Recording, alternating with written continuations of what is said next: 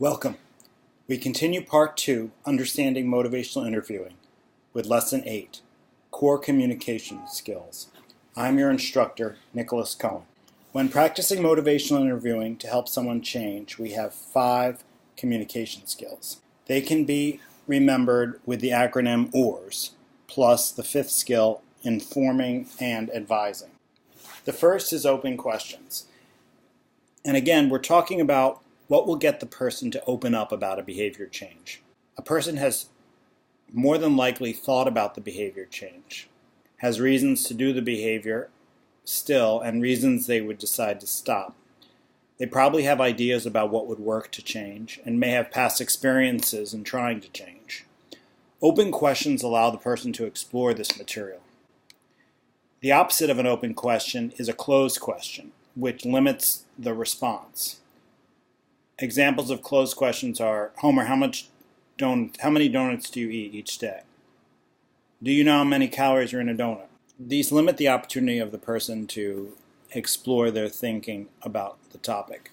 So how would you formulate a question to give Homer latitude about responding so that he can think about donuts? Homer, what do you think about your diet overall? What do you see as the effect that donuts have on your life, good or bad? What do you think would work for you if you wanted to stop eating donuts? These are examples of open questions. The next are reflections, and reflections are the core communication skill, the most important and unique communication skill in motivational interviewing. Reflections are what you say after the person responds to your question.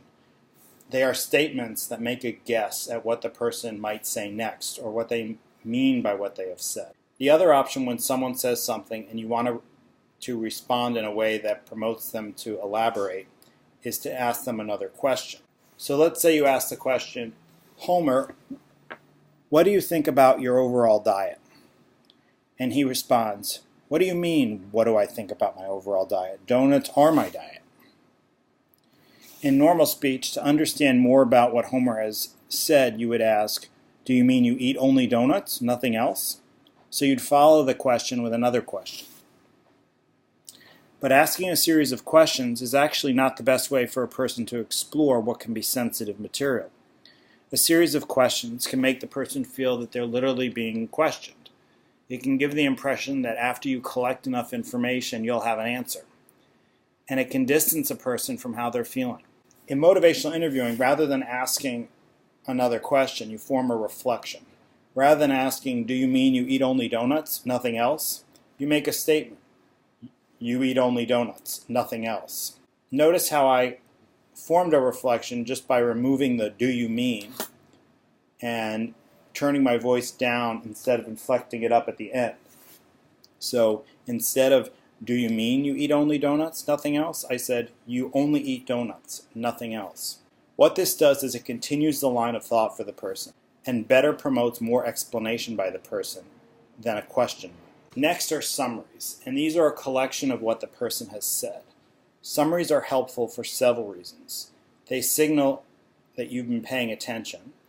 They can mark a transition between topics, and they can gather together all of the change talk the person has given and present it back to them in a way that facilitates change. Next are affirmations.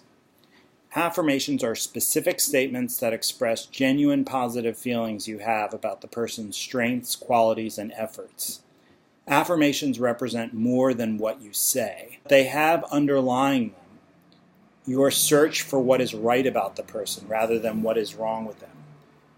There are a couple of benefits to providing affirmations. They promote engagement. People are more likely to want to work with someone who appreciates them. And there's a fascinating paradox here. When people feel judged or bad about a behavior, they become immobilized and unable to change that behavior. When, on the other hand, people feel they're accepted, then they feel capable of change. And finally, informing and advising. The elicit provide elicit format describes the method for exchanging information and advice in motivational interviewing. You find out what the person already knows and ask permission to give information. That's the first elicit. Then you share a small amount of information using everyday language. That's the provide. Then you ask them what they think of the information. That's the second elicit. So for Homer, and his all-donut diet, it might be, what do you already know about ways to improve your diet? Would it be okay if I shared some information that has worked for others? Many people find it is helpful to keep a food log to keep track of the total calories they eat. What do you think about that? Finding out what a person already knows ensures that you are telling them something that is relevant. Asking permission increases the person's receptiveness to the information. Keeping it brief and in everyday language helps ensure that they'll understand what you've said. And asking what they think gives them time to process and consider applying the information given.